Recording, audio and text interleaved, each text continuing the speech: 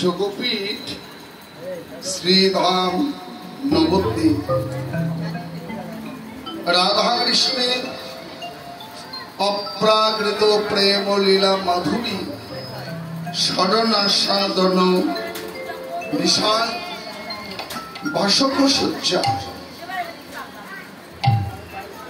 এই অপ্রাকৃত লীলা মাধুর্য আস্বাদনের প্রারম্ভিকায় গৌরচন্দ্রিকা তদনুচিত।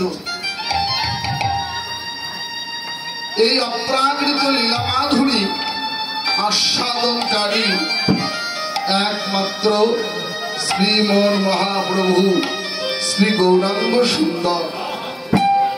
আর লীলা সাধনকারী জগতের সকল সাধক বৈষ্ণব ভক্তগণ রাধা কৃষ্ণের অপ্রাকৃত লীলা মাধুরী স্মরণীয় হল এই যুগের জীবের একমাত্র ভজন। কিন্তু আমরা কলিজীব বড় মায়াবদ্ধ, বিষয়াবদ্ধ, আত্মসুখী সুখী জীবের অন্তরে নাই কৃষ্ণ প্রেমের লেশ মাত্র গন্ধটি। তাই তো ঠাকুর মহাশয় বললেন, অনিত্য কলিকাম নাহি মুখে কৃষ্ণ নাম, অসৎ কর্মে সতত মগন, হইয়া মায়ার দাস করি নানা অভিলাষ, হরি নাম না করে গ্রহণ, অনন্ত অভিলাষ হৃদয় ভরা।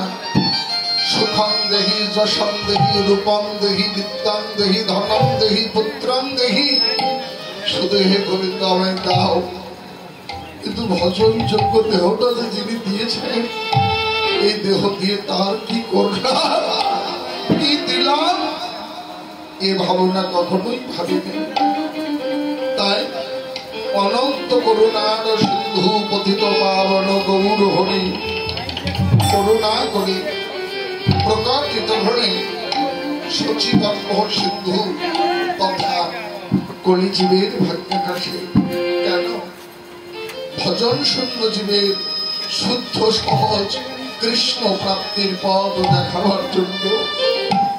প্রাপ্তির উপায় কি? কলিজীবের মুক্তির একমাত্র উপায় এবারে নাম নিলে